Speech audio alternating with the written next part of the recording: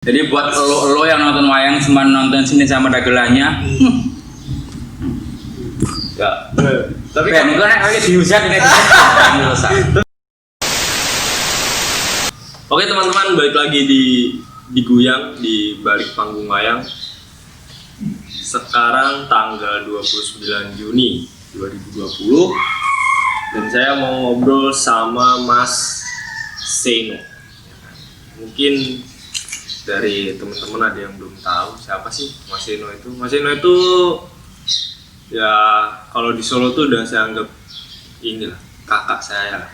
Gitu. Kakak saya juga dulu yang ngajarin saya tentang banyak hal. Tapi beliau tuh secara apa ya yang dikenal orang-orang itu dalang dan juga seorang penaskah, penulis dan ya inilah seorang apa ya penggagas kehidupan wayang di masa kini dan masa depan.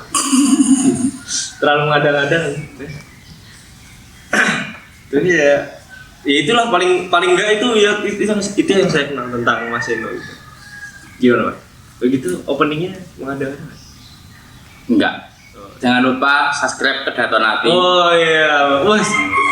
Ini namanya nyolong setar. Jadi sebelum yang lain promosi ya kan, ya nyolong promosi dulu. Tuh di balik kamera ada teman saya dari Madiun, asik, famous. Gimana Mas? Akhir-akhir ini kegiatannya apa ya? Pandemi begini. Ini kita santai aja. Iya. Ya. Maaf sebelumnya kalau saya Indonesia nggak terlalu gimana gitu karena gue itu nggak bisa bahasa Indonesia sebenarnya. Bisanya boso Jowi. Yo cowoknya nggak poponing yo. Enggak. Aku nggak bisa bahasa Jawa. Aku malah lebih excited ke Indonesia gitu. Oh gitu, oke. Boleh. Kan kalau orang Jawa tuh kalau ngumpat kan jancuk. Apa itu? Kalau gue kan anjay. Anjay. Tapi Mas Seno tuh ini ya, pinter ya. Jadi sebelum kita memberondong Mas Seno dengan pertanyaan-pertanyaan, dia sudah duluan promosi akun YouTube-nya. Nah tapi menarik Mas, kalau bahas masalah akun YouTube jenengan ki apa ya? Kemarin tuh sempat bikin konten tentang bedah naskah. Nah ini mungkin kalau ada yang nonton teman-teman kita nih dari pedalangan, sebenarnya bedah naskah tuh apa sih? Jadi kan sebenarnya pandemi ini adalah masa transisi bagi seluruh aktivitas kita, termasuk juga aktivitas kesenimanan pedalangan. Oke. Jadi saya memaknai pandemi dan new normal ini adalah semacam masa transisi alih wahana gitu dari apa namanya kehidupan nyata sekarang beralih ke dunia maya semua. Jadi dunia yang dulu itu dikatakan maya sekarang nyata. Makanya terus saya bikin ya apalah supaya nggak diem gitu kan. Artinya saya bikin Datonati itu pun juga teman-teman bergerak secara apa ya kalau ngomong ikhlas kok terlalu tapi memang kita mencoba untuk bergerak di bawah tanah, artinya non profit lah. Oke. Terus juga karena di YouTube semenjak pandemi itu sangat banyak sekali konten-konten yang hebat juga. Jadi kan apa ya, akhirnya ya itu tadi saya mencoba untuk buat konten-konten yang memang khusus untuk wayang. Jadi karena saya itu sejak dulu sampai sekarang kan sangat suka dengan wayang dan hal-hal yang melingkupinya lah. Jadi ya itu tadi pengen membahas wayang dengan kacamata lain begitulah. Artinya kan kalau sekarang kan di YouTube kan sudah banyak viral pesinden, viral dalang lucu dan lain sebagainya. Tapi ada beberapa hal yang itu tidak jarang ditangkap oleh penonton, termasuk diantaranya adalah bedah naskah ini. Nah, ini kan yang menarik itu pas dengan bikin konten YouTube itu bedah naskah itu sudah dilakukan oleh cabang kesenian lain. Nah, maksudnya yang non wayang. Ya, benar. Nah, itu sebenarnya bedah naskah itu apa sih sebenarnya? Ya itu tadi, bedah naskah itu sebenarnya kan kita memahami naskah dengan berbagai strukturnya, teksturnya, muatan-muatannya di situ itu apa. Sebenarnya ya cuman itu saja, cuman kita review si naskah, dan bagi pelaku kan juga untuk orientasi berusaha apa ya? Dia mendalami materi apa yang akan disampaikan. Dan sebenarnya memang di pedalangan itu kan sangat jarang dan naskah, karena sampai saat ini pun Dalang itu satu-satunya orang yang juga sebagai pelaku, aktor, sutradara, semua di tangan Dalang. Tetapi menurut saya pedalangan dalam konteks kekinian, pedalangan dalam, kalau ngomongin pedalangan hari ini, itu baik disadari maupun enggak,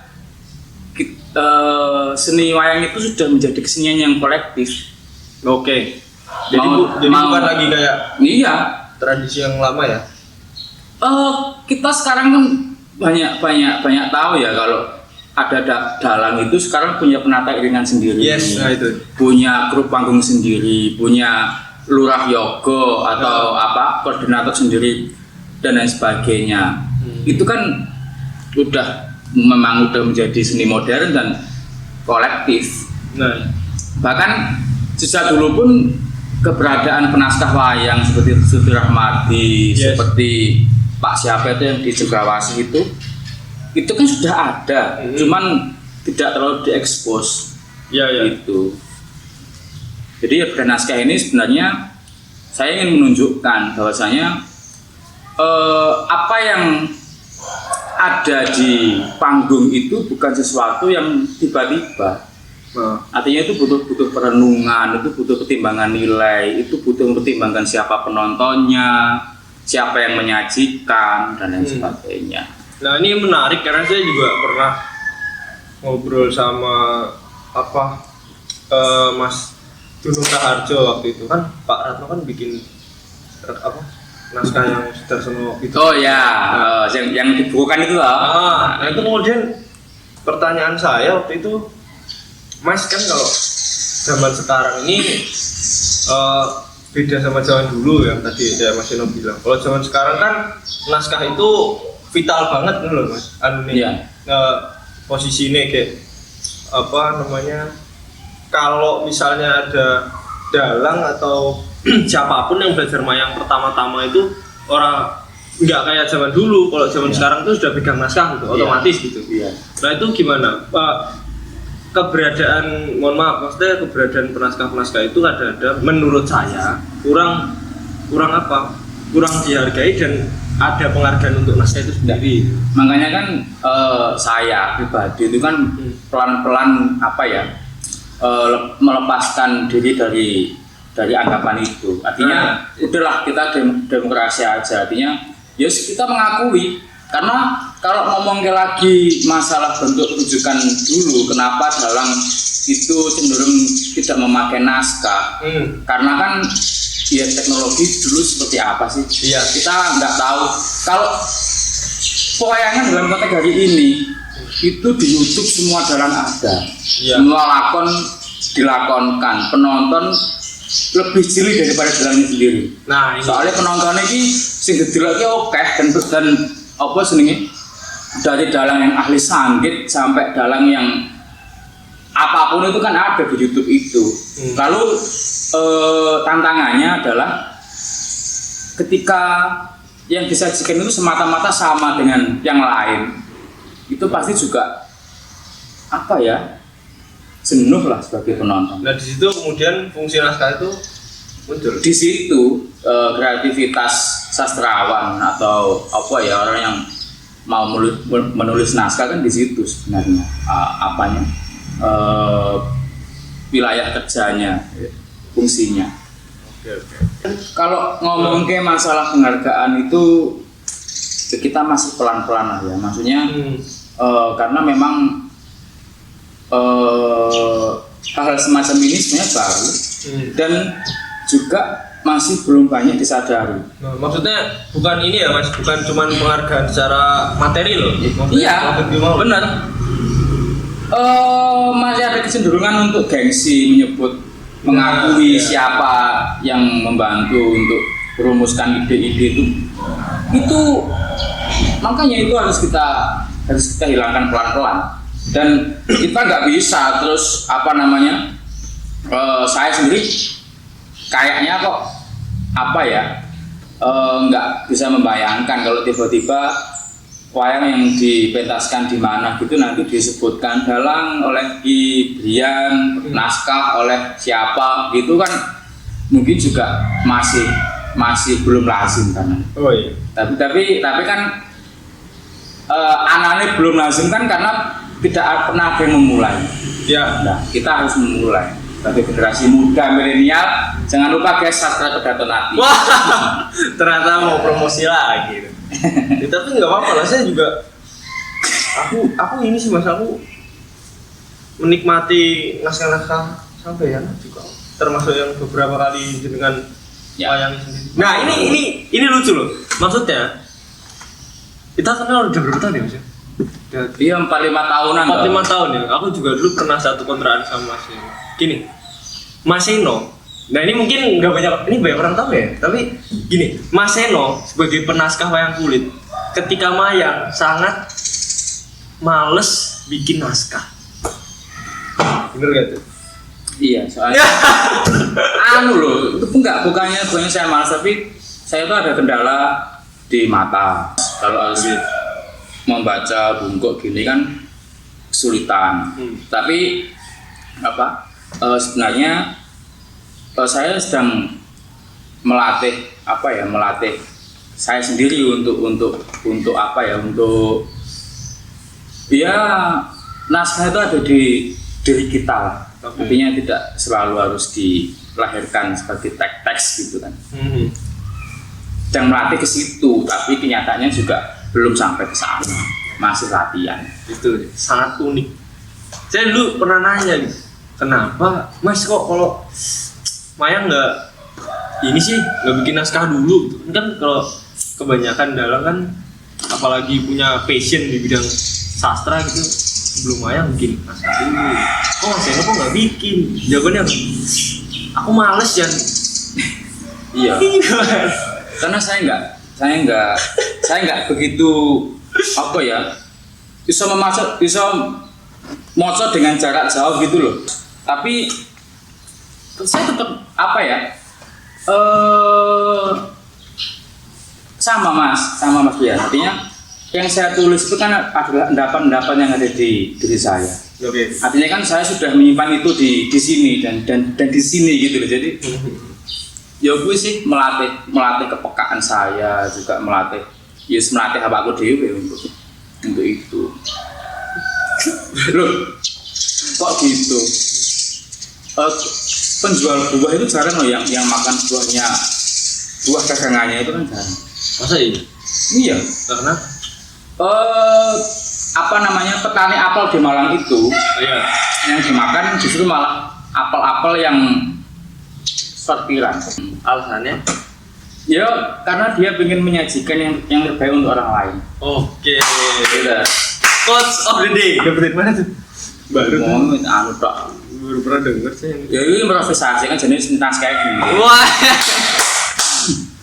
Tapi wayang Mas Eno tuh luar biasa loh. Emang walaupun beliau nggak pernah bikin naskah, maksudnya buat dirinya sendiri. Saya tuh beberapa kali mengikuti pementasannya Mas Eno. Cuman satu kali saya ingat saya yang bawa naskah yang di mana ya Pak? Di RRI Pak? Di Pati. Oh enggak tahu, saya lupa. Ada satu yang katanya, Pak bikin naskah, iya gitu. Lupa. Ya nggak sering lah pokoknya. Karena gue mau sih mas kadang-kadang pengen sesuatu yang baru. Semakin kesini kan saya semakin banyak pikiran, apalagi kan dan sering lupa. Jadi saya harus kudu nek poin-poin ini sing tak tulis nanti. Nah, ki ngomong ke meneh. Ndang tekon. Ngopi dulu lah, ini kita dari tadi terlalu serius sama ngobrol di sana.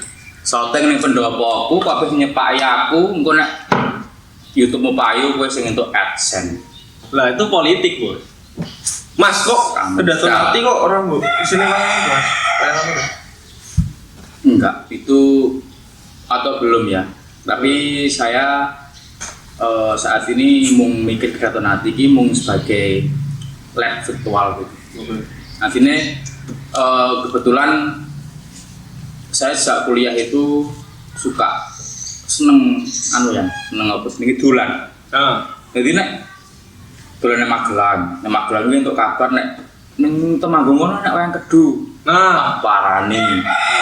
Tak foto dan lain sebagainya. Terus di Jawa Timur ada wayang Glidek juga saya cuma pengen dokumentasiin itu sih. Artinya kalau itu kan kalau obrolan saya dengan seniman-seniman wayang yang pernah saya temui itu cuman saya simpan di ingatan saya kan juga bisa hilang gitu. Nah, berarti kedaton hati itu kemudian akan mendokumentasi perjalanan dolan-dolannya Mas Yono itu. Ya, jurnal virtual tentang wayang kedu dulu sama Mas Wikan ya? Iya, sebelum sama Wikan saya sendirian. Oh malah? Iya. Nah ini aku belum tahu ceritanya. Iya, jadi saya tuh saya main-main ke Magelang, ketemu sama seniman sana, terus siapa tuh boleh disebut gak? Ada Mas Anto Rianto. Jadi saya main di Magelang itu di Tutup Ngisor. Itu ada sebuah padepokan seni yang luar biasa milik Pak Sitras Anjilin Asmane. Itu udah seperti bapak saya sendiri juga.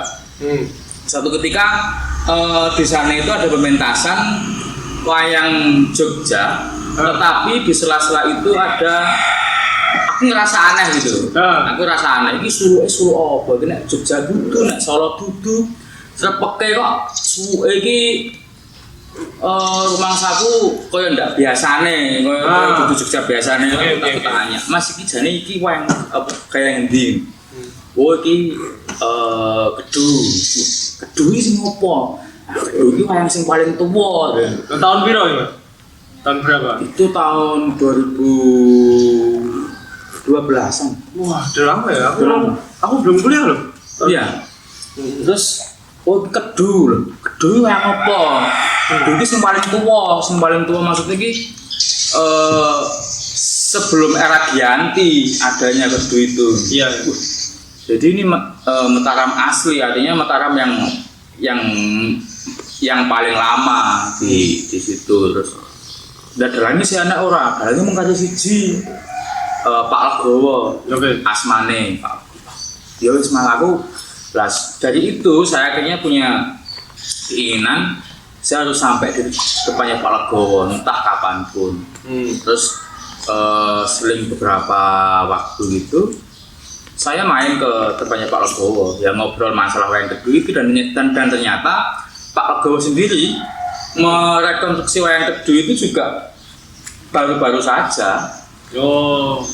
Karena wayang kedu itu kan wayang kedu sudah sangat tidak eksis di tempatnya sendiri pada saat itu. Artinya Pak Legowo kebetulan beliau juga anak seorang dalang, terus beliau mulai riset lagi, mengingat bayangannya bapaknya dulu gimana, telingannya gimana, itu akhirnya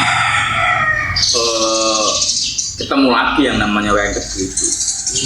Berarti sejak 2012? Iya, saya sejak kuliah dalangan itu sudah tertarik dengan, dan ini sebenarnya apa ya Mas, mutiara gitu loh maksudnya itu.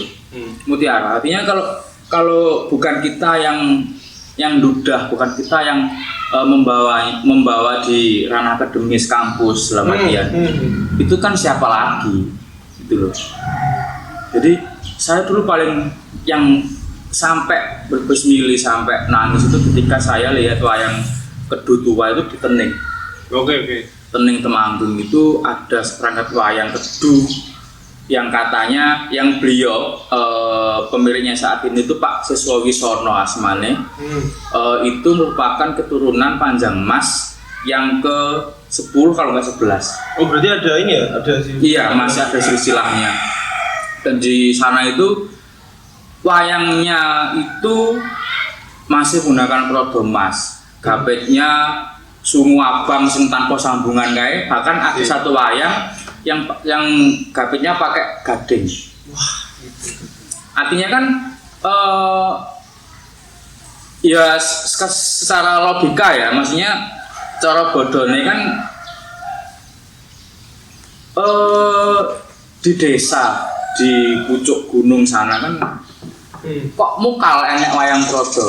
Wayang prodo yang mewah kan sebenarnya identik dengan milik keraton atau milik wong-wong sing punya apa ya yang memiliki kedudukan tertentu. Yes. Dan itu dimiliki Pak Siswowisono. Wah itu saya sampai merinding. Dan beliau juga sangat welcome. Artinya kadang-kadang enak toh apa jenenge di wayang apik dipoto ra entuk. Ya 1 2. Iya toh. Tapi kalau wayang-wayang ini difoto boleh. Boleh. Monggo kanggo sinau, kanggo generasi wong Jawa. Iya toh. Bocah-bocah Jawa sing pengen sinau peninggalan kakek nenek moyangi dhewe, mutu wae awal nek dirasani kae, wah kuwi gathali banget nek. Ning kok baline umpama ana peneliti saka endi ya saka Jaban Rangka apa endi sing menehi dhuwit kon moto dipersilahkan malah dikek-kekne. Iya. Mindset wong awake dhewe kan sing ngono kuwi kan. Dan Pak Siswowisono itu sangat beda dengan mereka. Wayang Kedu milik beliau saat ini adalah babon wayang Kedu di seluruh Temanggung, mungkin di seluruh Temanggung. Oke. Meskipun juga masih ada lagi beberapa dalang yang masih memiliki wayang Kedu lama. Di Wonosobo juga ada di nama Wonosobo aku pernah lihat berapa. Ya, di museumnya Pak Budiarjo juga ada wayang Kedu. Nah itu, dan rata-rata artefak wayang Kedu baik yang di Tening kemudian di Wonosobo termasuk di tempat Pak Budiarjo, terus ada beberapa punya kolektor itu hampir mayoritas prodo mas lho Pak. Iya. Nah kemudian ini menjawab apa enggak ya sebenarnya dulu wayang Kedu itu asalnya dari mana, kemudian siapa yang hiaso, empunya siapa, ada sudah ada belum? Kalau yang sebatas yang saya tangkap di Tening itu memang beliau juga mengisahkan. Jadi ada kain itu tatanya yang Panjang Mas. Ada lagi Morowongso apa siapa saya lupa itu keturunan Panjang Mas ke berapa begitu.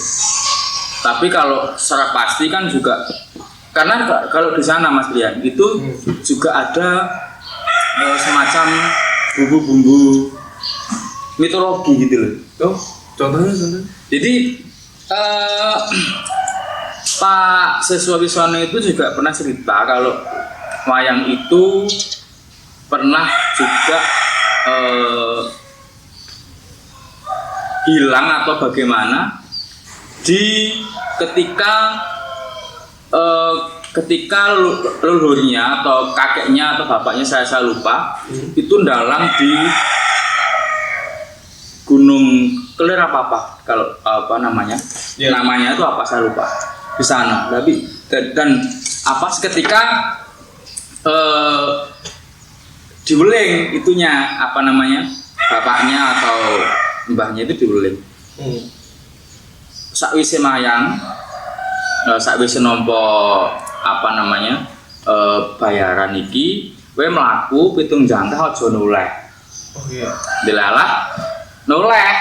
Dilalah noleh. Lah seketika itu kelir gamelan, kotak wayangnya itu semua jadi batu dan jadi di pegunungan apa itu saya lupa, Gunung Rawu apa gunung apa saya lupa. Jadi itu, jadi sempat juga hilang secara misterius, secara gaib gitu. Jadi yang kalau nggak salah yang tening yang kedua yang asli itu, yang asli artinya yang asli astane Mbah Panjang Mas dan Morowongso itu hanya wayang 7 atau 8 gitu. Yang kotak tening itu tadi. Iya. Yang lain? Sisanya itu tadi hilang. Jadi apa namanya?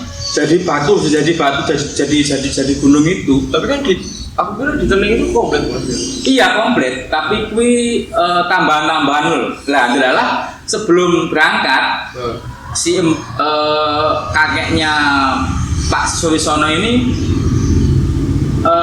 masih pernah anaknya apa gimana itu panas. Badannya panas, terus minta di wayangi sing iki tinggalan yang kene aja digawa mayang. Lah ditinggal. Lah sing selamat itu sing ditinggal di mana? Oh gitu. Itu wayangnya apa Pak? Duryudana, Dasamuka, Baladewa, terus apa ya?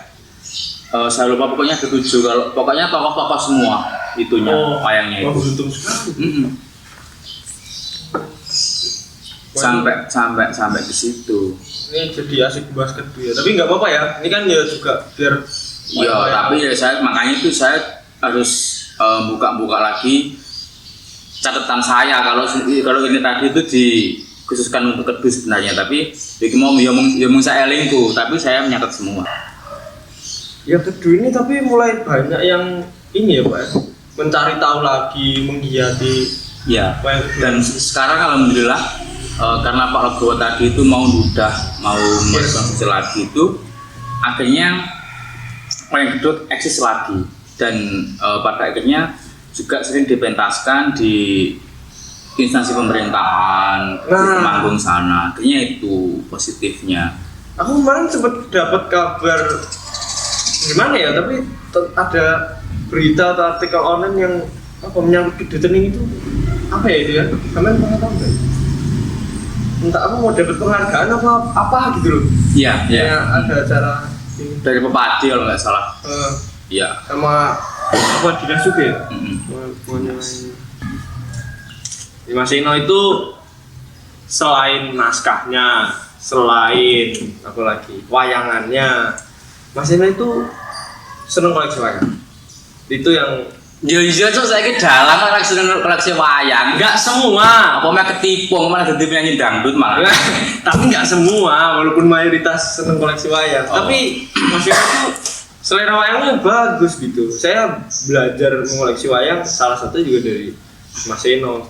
Wayang tuh yang bagus seperti apa? Yang mencari wayang yang benar-benar pas di perasaan tuh seperti apa? Ceritalah dikit lah tentang koleksi wayang. Ini ada kalau beberapa. Karena saya ini sebenarnya tipenya adalah perasa banget. Artinya saya itu segala sesuatu itu nggak mau lewat hanya sebatas sebagai kenangan gitu. Iya. Jadi wayang-wayang saya ini sebenarnya juga menjadi apa ya? Menjadi sesuatu yang monumental untuk kesenian saya. Jadi karena saya menempatkan wayang sebagai teman saya dalam hidup, saya pun juga nggak mau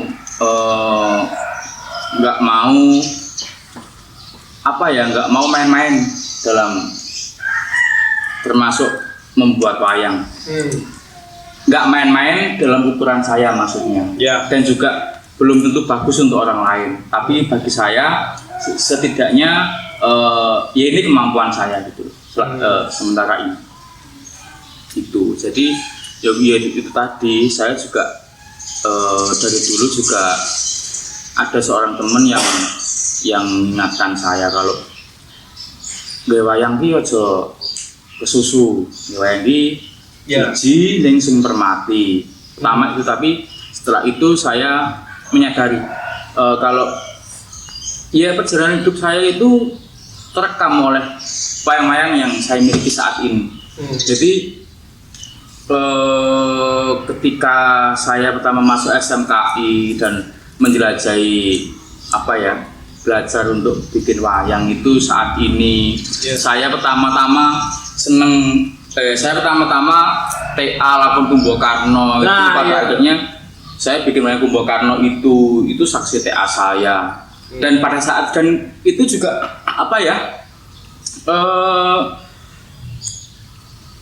ya seadanya, artinya sesuai dengan kemampuan saya saat itu. Ya kan Kumbo Karno bagus loh itu.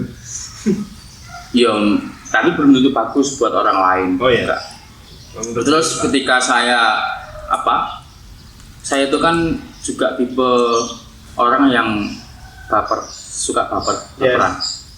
Jadi tiba-tiba itu bayangke lakone Karno umpamane itu saya bisa nangis. Akhirnya sesuk aku tak gawe wayang Karno, pengen mendalami tokoh kuwi. Tiba-tiba saya itu sangat menghayati patah hati. Bayangku piye perpisahannya Permati karo Banowati piye.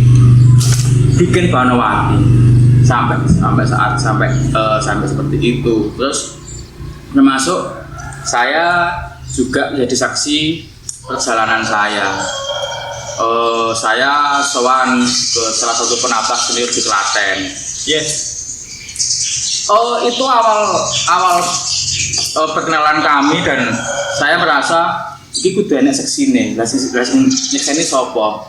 Wayang karya beliau. Cuma seperti itu. Terus termasuk di Kedu kemarin saya juga bikin wayang Kedu Raketang siji mungkak tanggo pengiling-iling. Aku dhewe tahun yang Kedu tahu tepung karo dalang Kedu sing mumpuni, aku kudu duwe karyane beliau kanggo pengiling-iling ning awakku dhewe. Sampeyan tak omongke ning anak putuku, nek contoh anak putuku sampeyan mboten seneng wayang, ora masalah, ini ben-benan sampeyan anak putuku. Enggak boleh Mas. Ya boleh kan, saya kan cuman nggak bisa memaksa kan Mas kalau sama anak, cuman ikut aja. Cuman itu saya.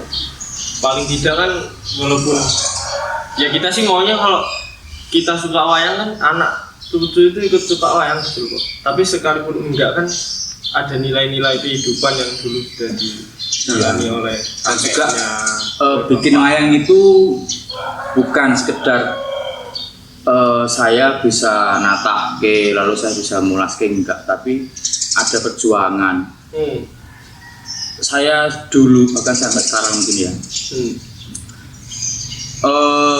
satu wayang jadi putihan itu orang mikir sesuk meh mangan opo. Iya, aku nanti ngono kuwi.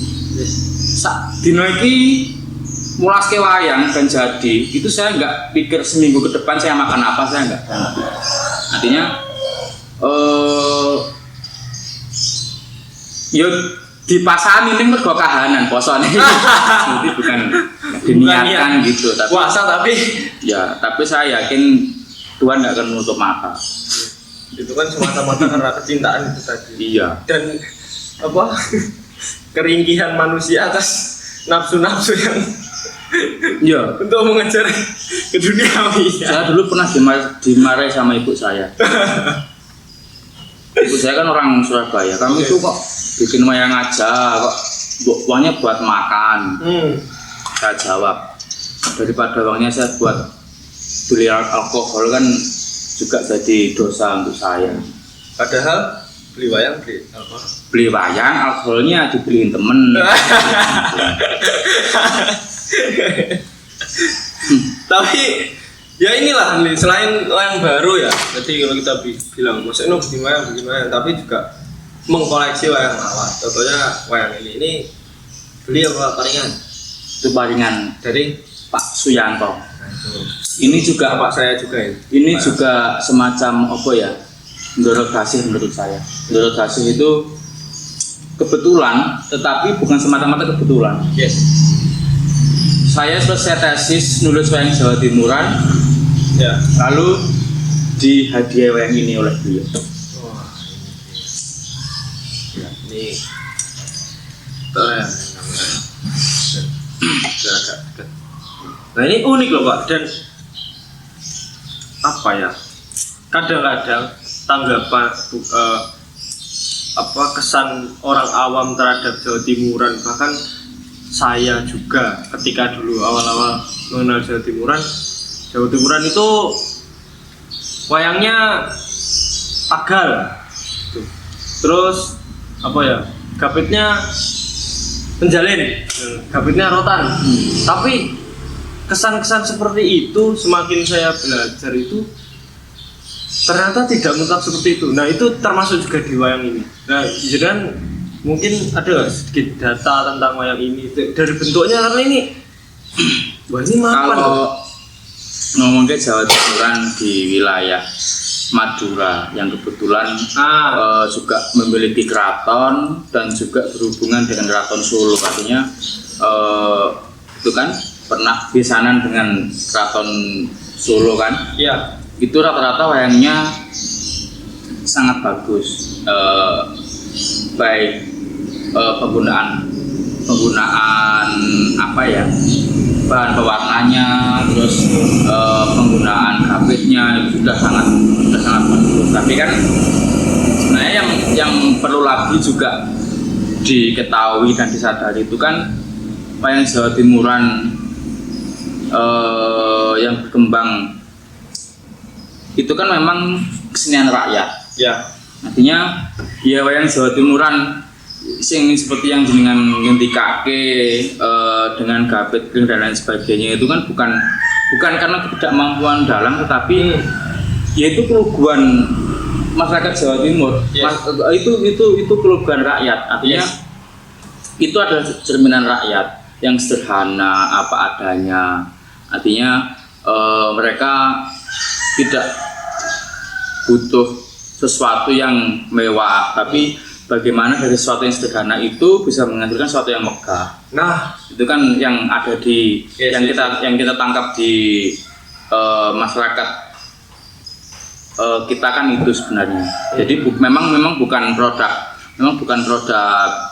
keraton yang memiliki semuanya, tapi itu memang murni dari rakyat.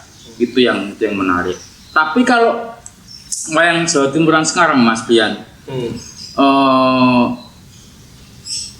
itu sudah sangat bagus kok. Wayangnya Pak Wardono itu, wayangnya Pak Wardono itu seseorang dengan Jawa Timuran yang wah luar biasa sekali. Beliau pendobrak dan pembaharu wayang Jawa Timuran, dan juga beliau berhasil mendudukkan wayang Jawa Timuran sama dengan wayang-wayang yang populer, wayang Solo dan sebagainya. Jadi beliau itu wayangnya brodom mas gapite nek ora sungu ora kerso, dan apa namanya corekane pun juga saya itu sangat dipenake Pak Wardono. Iya. Kapan-kapan saya maulah main ke tempat Pak Wardono dan bertemu Mas Ucok. Wah, mantap ya. Dan itu akhirnya menginfluence teman-teman dalam Jawa Timuran yang lain pada akhirnya. Iya. Terutama yang muda-muda. Iya, benar. Gitu tadi. Dan yang menarik lagi, Pak Wardono itu satu-satunya dalam Jawa Timuran yang meguru atau nyantrik di temannya Pak Anum Suroto. Wah, wah ini aku belum tahu ini.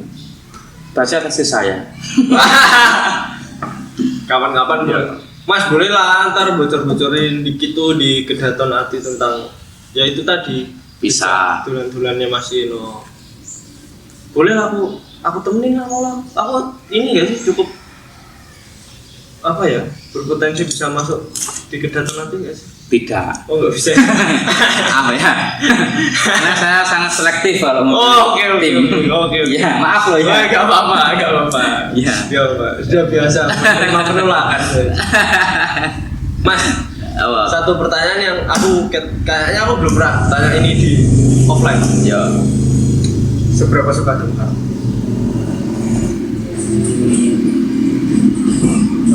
Gue mau apa ya nek ngomong karena saya itu orang yang sangat perasa dan sangat terutama prinsip hidup saya itu sebenarnya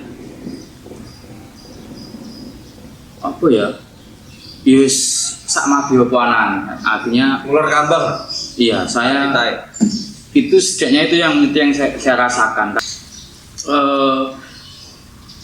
Saya menghayati Karno itu ya iki satu-satunya tokoh yang sangat realistis hidupnya. Yes. Karno itu tokoh wayang sing benar-benar berangkat dari bawah, berjuang. Dia banyak mendapatkan penghinaan.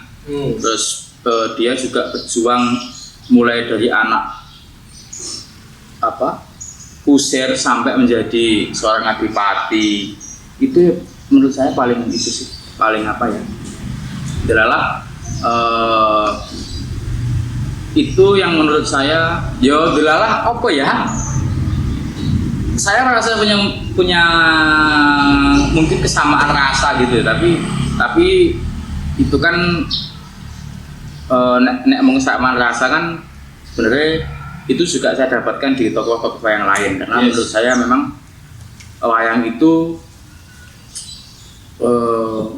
bukan hanya semata-mata dongeng atau sesuatu yang jadi dunia saat ini tapi ya wayang gue ya salah satu kitab gemelar yang kadang-kadang penjelasan masa hidup saya itu saya dapatkan dari wayang.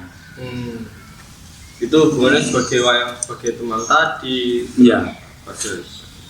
Ya mungkin ketika saya itu suntuk atau ada masalah apa terus saya lihat wayang, saya ngrungokne Mbah Narto atau ngrungokne Ki Anom Suroto atau lihat siapa Pak Mantep. Itu pasti ada di situ ada penyelesaiannya. Di situ saya selalu diberikan ruang kontemplasi. Ya wes artinya yes ki mau. Ya yes ekstrim iki guruku lah. Saya nggak mau memosisikan saya sebagai pengkarya, tapi saya itu sebatas tangan-tangan wayang mungkin ditakdirkan untuk menuliskan mereka. Ya ngono ki sih angel enak ngomong kan. Kalau diceritain semacam mengada-ada. Maksudnya kayak iya hiperbolis tapi aslinya enggak ya memang seperti itu keadaannya itu. Kalau saya sendiri untuk wayang saya bukan seorang yang dalang pada satu sudut pandang itu kan sebagai sang maha dalang itu kan sebagai penentu wayang itu bukan. Tapi saya memosisikan saya sebagai seniman itu di bawah wayang. Saya nggak pernah menuliskan apapun. Semua itu udah ada di wayang. Cuman saya menulis ulang gitu aja. Dengan bahasa saya maksudnya. Oke. Nah ini menarik. Kalau tadi kita bilang masa lalu. Kita bicara kedua masa lalu. Jawa Timuran ya masa kini ya masa lalu. Kemudian apa namanya? Ya itulah banyak masa lalunya tentang wayang kan mau nggak mau harus belajar masalah sejarah dari lain. Tapi ternyata mau nggak mau diakui bahwa wayang itu sudah hidup sampai hari ini dan membawa ya pada akhirnya menciptakan fenomena yang kita lihat sekarang. Wayang dalam konteks hari ini. Ya, wayang dalam konteks hari ini ya. Banyak di antara perubahan-perubahan atau perkembangan-perkembangan itu yang kadang-kadang sangat mudah diterima di masyarakat maupun kalangan praktisi lah ya. Dan tidak. Ya. Nah itu gimana? Termasuk wayangan viral. Nah sekarang kan gampang loh orang membubuhkan viral untuk ya apa ya saya nggak tahu, tapi di YouTube tuh sangat gampang di viral apa dan sebagainya. Gimana Pak? Ya kan makanya kan saya ngomong tadi kan delalah pada zaman kita ini, zaman saya dan panjenengan itu wayang sedang beralih wahana. Yes. Iya kan? Dari panggung yang nyata ke panggung virtual. Karena kecenderungan saat ini itu semua orang sudah memiliki gawai, sudah memiliki akun YouTube, artinya mereka sudah memiliki panggung sendiri-sendiri, panggung pribadi mereka, dan mereka sangat bebas mau menjadi apa di sana. Hubungannya dengan wayang adalah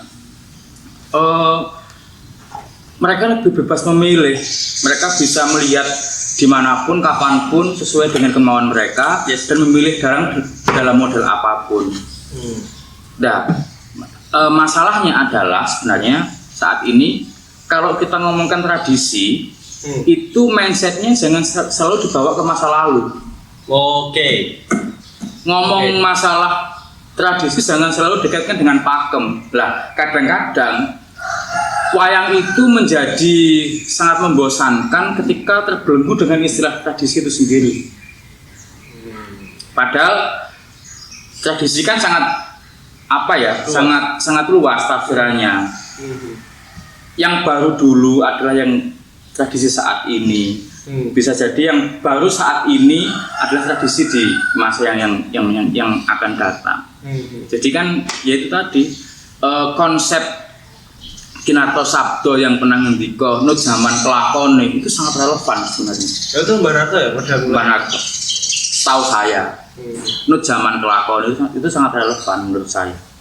Artinya kan spirit itu dibawa sampai hari ini untuk wayang. Nah,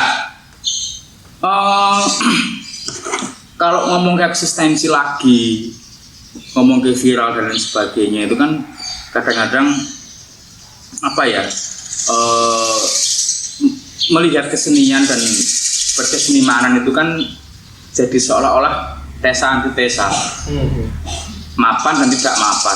Kamu kalau pengen viral, ya lakukan sesuatu yang tidak pernah dilakukan orang lain gampangnya. Contohnya, ya kalau jenengan pengen viral bisa pas dalang ada adegan dalang mandi di panggung, nah itu viral. Oke. Tapi kan capainya bukan semata-mata itu gitu loh. Justru yang saat ini menurut pandangan saya, menurut saya sebagai penonton dalam kacamata penonton, yang dibutuhkan oleh zaman saat ini adalah jembatan antara seniman dalang dengan anak-anak milenial. Bagaimana tiba-tiba wayang itu bisa kembali dihayati sebagai ideologi untuk anak-anak milenial. Kita butuh jembatan itu. Dan sejauh ini yang bisa mencapai ke sana adalah sastrawan menurut saya. Karena mereka memiliki lahan dan memiliki ekspresi yang lebih bebas. Hubungannya dengan itu tadi, dengan ngomongin tradisi, selalu ngomong ke masa lalu.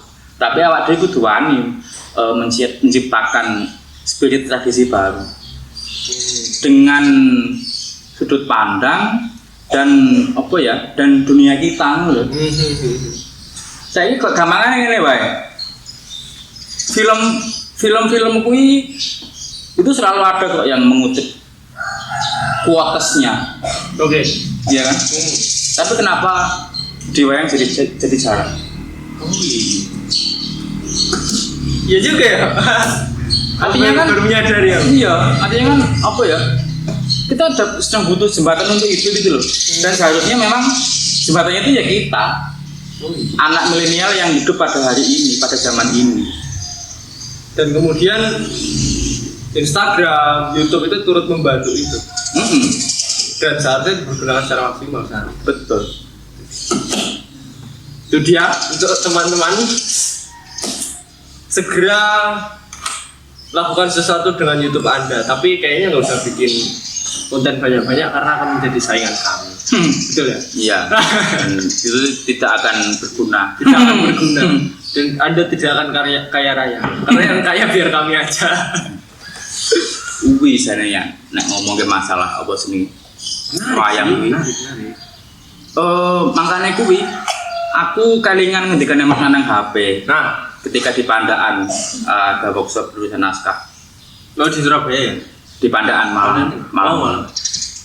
Pedalangan dalam konteks hari ini itu membutuhkan analogi dan terminologi baru agar bahasa wayang itu bisa sampai di anak-anak milenial. Termasuk yang sedang Mas Nanang HP lakukan sekarang. Iya, makanya itu kan histeria anak-anak muda nonton wayang. Apa yang mengungguli Pak Suswotejo ketika dalang? Yes. Pak Suswotejo itu sebenarnya dalangnya konvensi. Dia mesti ayak toh pertama kayak. Iya. Ayak dan selalu gending toh. Aku pernah ikut wayangannya Pak Suswotejo pertama cuma 1 kali di Dan itu yang Salatiga. kan anak-anak muda semua. dan jujur masih kabur. Artinya kan maaf nggih. Beliau diminati anak-anak muda itu kan seingat saya ketika sukses menerbitkan Rahwayana. Nah ya. Bagaimana dia mengcapture patah hatinya Rahwana dengan Sinta sedramatis itu, akhirnya rasa patah hati itu sampai di anak muda hari ini. Yes. Artinya kan di sastra, di tulisan, seorang dalang itu lebih memiliki lahan, lebih memiliki kesempatan yang sangat luar biasa untuk menyampaikan itu. Dan pada akhirnya anak-anak muda jadi penasaran, wah, dosa mukanya piye, Sinta ki piye, Romo ki piye, dan lain sebagainya. Termasuk juga pada Pak Yanusa, Mas Nanang HP, mereka itu saya anggap sebagai orang yang sangat berjasa untuk kehidupan wayang saat ini. Meskipun penonton Mas Suswotejo mungkin pertama-tama yang dibidik adalah figurnya, figur dalangnya, wah Suswotejo, dalangnya dan sebagainya. Tapi itu kan seenggaknya jadi awal yang positif begitu loh. Jadi memang ngomong ke wayang, ojo selalu ngomong ke masa lalu. Dan itu menurut saya, kalaupun ada yang demikian, bagi anak-anak saat ini itu saya sayangkan sekali. Karena anak-anak yang lahir pada zaman ini adalah anak zaman. Anak zaman kuwi bocah atau uwong sing iso menjawab tantangan zaman.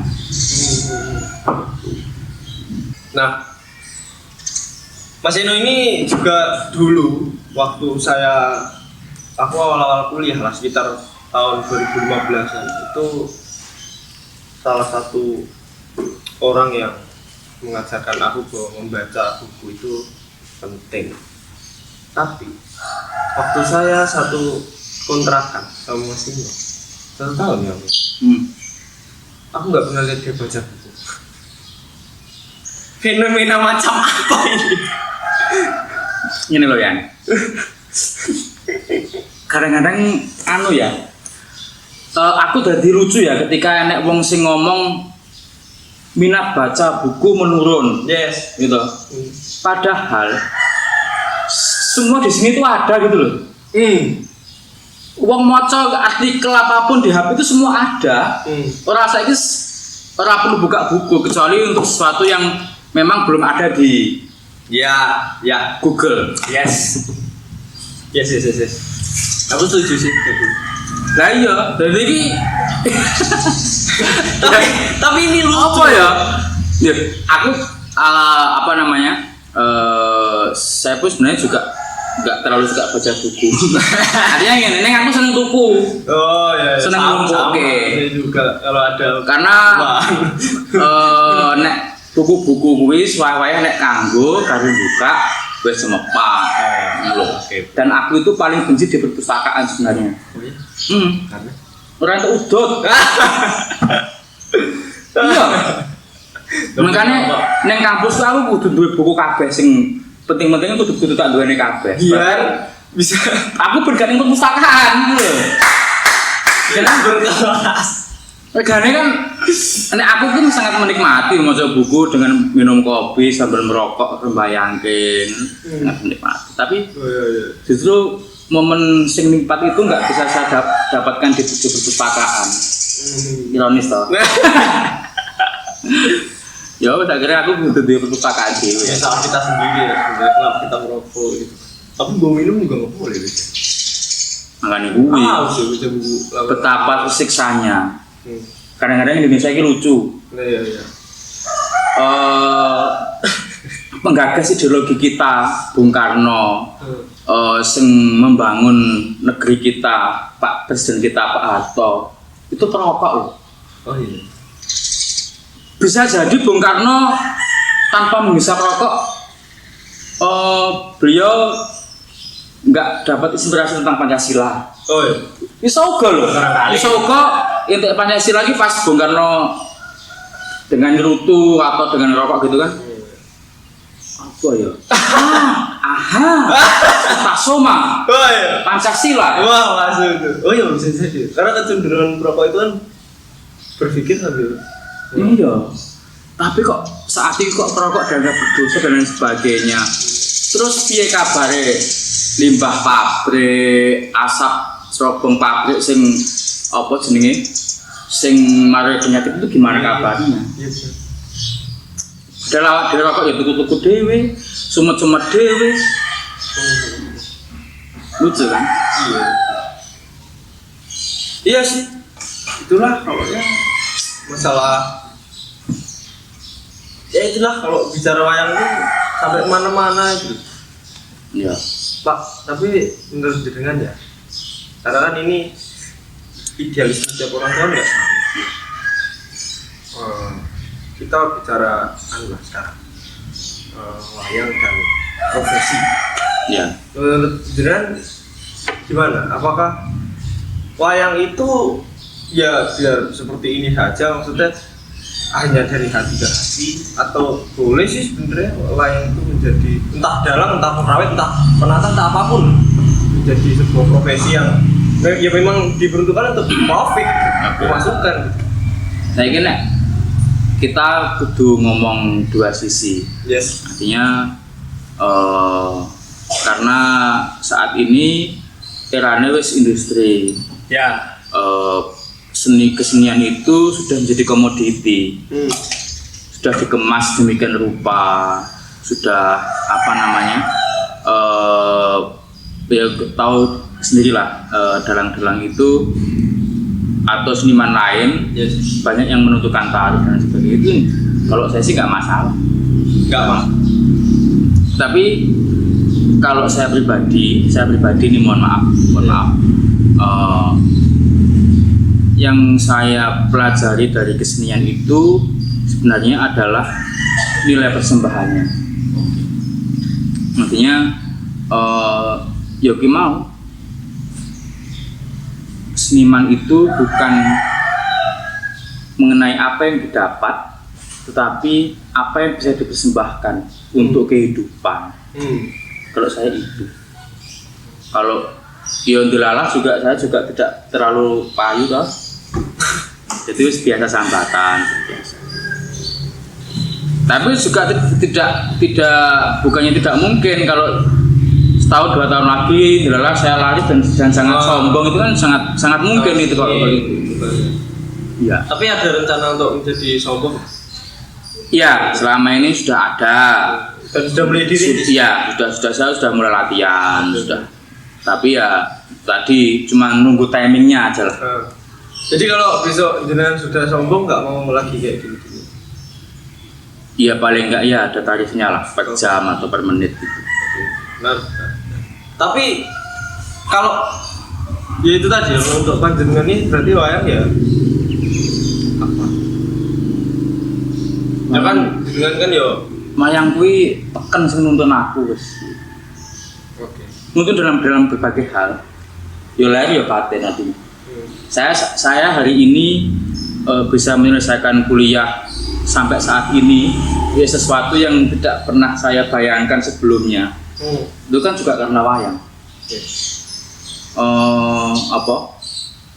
Saya bisa menyelesaikan segala mungkin masalah kehidupan saya itu kan juga karena wayang. Saya juga mengambil kearifan dari wayang. Kan itu. Bahkan saya bisa sampai di Solo, bisa bertahan ngekos sampai hari ini kan juga karena wayang. Entah dari mana asalnya, yang penting kan apa yang saya lakukan, apa yang saya pikirkan, apa yang saya omongkan nggak jauh dari wayang. Nah ini menarik ya, sosok Mas Ino itu ya seperti itu yang saya kenal itu ya seperti yang Anda saksikan di layar Anda itu. Tapi terakhir Mas, pesan untuk teman-teman yang mulai mengenal wayang atau mungkin adik-adik jenengan yang seumuran saya lah gitu yang mau mencoba memulai mengenal wayang, terus mencintai naskah, menulis naskah, mulai perhatian sama narasi-narasi perjalanan, entah itu janturan, entah itu suluan, apapun lah yang berhubungan dengan bahasa dan sastra. Nek ngomongin masalah kekaryaan, aku itu sangat hati-hati, artinya Yogi mau saya nggak pernah memposisikan diri sebagai pengkarya, tapi saya memaknai proses kesenimanan, proses gagas seni itu adalah proses kejujuran. Apa yang disampaikan di naskah atau di wayang itulah, yaitu apa yang saya rasakan saat itu yang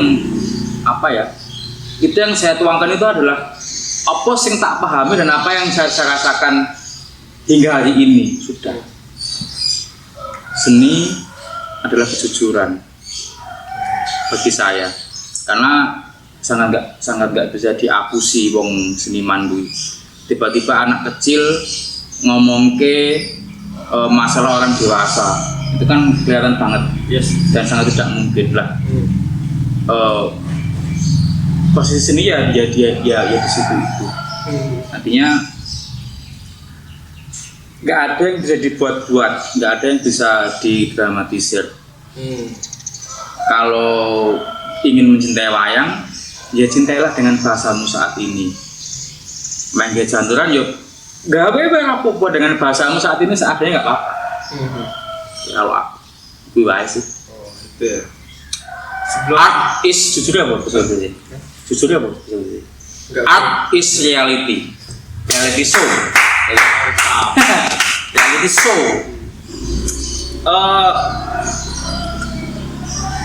Sebelum kita tutup, Kedaton Ati bocorin lah next projectnya apa, biar mungkin teman-teman ada yang belum subscribe. Subscribe. Karena saya saat ini sedang konsen ke pergerakan anak-anak. Oke. Maka dari itu yang akan ditayangkan selanjutnya adalah tentang pendidikan dalam anak. Nah ini nih bocoran. Ya, tunggu saja. Jangan lupa subscribe IG dan YouTube Kedaton Ati. Like, komen, pencet tombol merah klingkong. Lonceng. Lonceng. Kalau lonceng nggak merah, yang merah subscribe. Oh ya, maaf ya, nggak mau sik nyubi tuh. Oh nyubi ya. Iya. Istilah-istilahnya kadang-kadang membingungkan ya. Iya. Kalau mau ini sapa-sapa sama Mas Ino ada nggak sih medsosnya? Nggak usah lah. Nggak usah. Yakin. Ya. Saya yakin yang nonton ini sudah tahu saya semua. Karena yang nonton dikit. Iya. Padahal yang kacanya dia ya. Iya ya. Kita capek-capek. Kayak jenengan bikin Kedaton Ati yang bikin ini tuh buat apa sih ini? Ya untuk wayang. Untuk masa depan kesenian wayang. Wes. Ya kita memang inilah ya kita ya untuk wayang. Iya. Tapi kalau sampai kita bikin ini tahun 2 tahun 3 tahun nggak ada yang endorse ya mati kering tuh. Nggak apa-apa. Nggak apa-apa. Tapi Selama masih ada wayang untuk dijual kita masih oke. Kita hidup dari wayang untuk wayang. hidup bakul.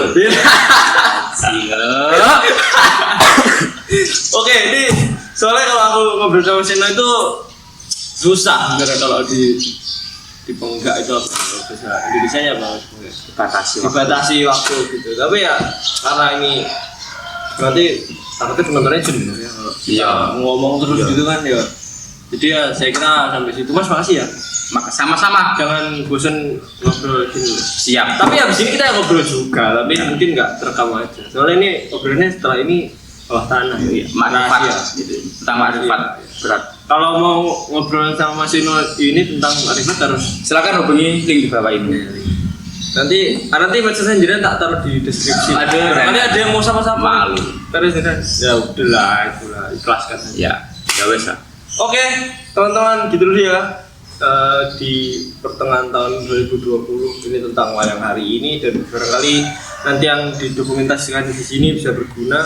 Kalau menurut Anda konten ini tidak berguna, nggak apa-apa. Tapi karena memang saya pikir Kok pesimis ngomong aku malah. orang bukan, itu kan Kita harus optimis. optimis. Optimis nggak berguna.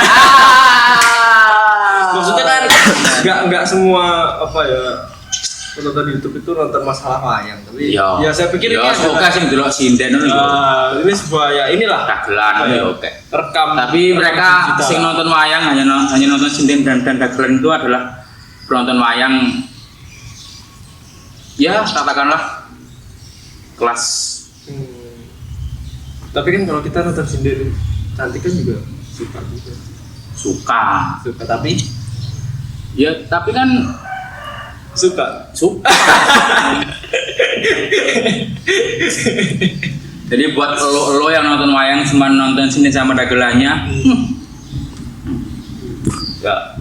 Tapi Ben kan itu nek kayak dihujat nek tapi kalau kita yang nonton nggak apa-apa. Enggak apa-apa. Ya kan kita munafik. Awak dhewe wis ngentekke waktu hidup iki berapa tahun? Mes separuh kehidupan awak dhewe wis nang wayang iki. Iya bener sih. Jadi wis padha lah nek awak dhewe ndelok sinden. Jadi kalau Anda mau nonton sinden, habiskan dulu banyak waktu untuk wayang. Nek kowe pengen ndelok sinden, pengen dagelan, paling kira kowe kudu paham lakon sih loh. Iya. Lakonnya sinden. Lakon sinden. Oke, segitu dulu ya. Makasih ya Mas Yan. Ya, Dadah. Tes. Tes. Halo teman-teman sahabat Kedaton Hati. Jangan ditarik mikrofonnya. Ya sorry.